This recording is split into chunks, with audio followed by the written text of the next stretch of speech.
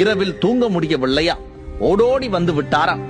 அங்கே கள்ளக்குறிச்சியில் 70 பேர் கள்ளச்சாராயத்தில் இறந்த போது முதல்வர் இப்படி துடிக்கவில்லையே.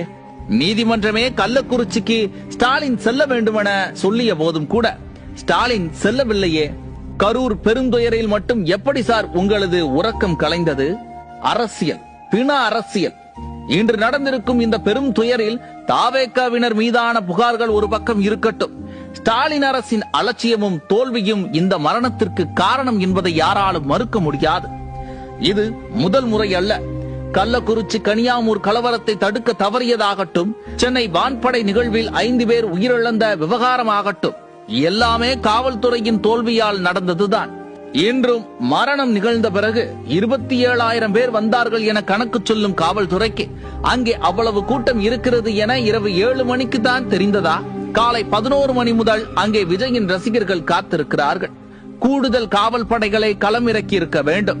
மாவட்ட தலைநகரில் அதிரடி படைகள் இல்லையா?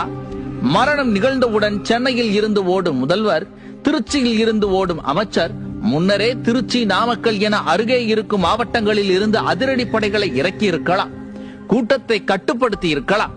எல்லாவற்றிற்கும் மேலாக உளவுத்துறை என்கின்ற ஒன்று எதற்கு இருக்கிறது? கூட்டம் வரும் என்பதை முன்னரே கணிக்க தவறியது ஏன்? இவ்விவகாரத்தில் தாவேகா தரப்பில் இருக்கும் தவறுகளைப் போலவே ஆளும் தரப்பின் மீதும் அரசின் மீதும் தவறுகள் இருக்கிறது. அந்த கட்சி இந்த கட்சி என பாகுபாடெல்லாம் அரசுக்கு இருக்கவே கூடாது. யார் கூட்டம் நடத்தினாலும் முறையான பாதுகாப்பை கொடுக்க வேண்டியது அரசின் கடமை. அதை செய்ய தவறிவிட்டு கொஞ்சமும் கூச்சமின்றி ஆளும் தரப்பினர் விளம்பரம் தேடுவது தமிழகத்திற்கான தலைகுனிவே.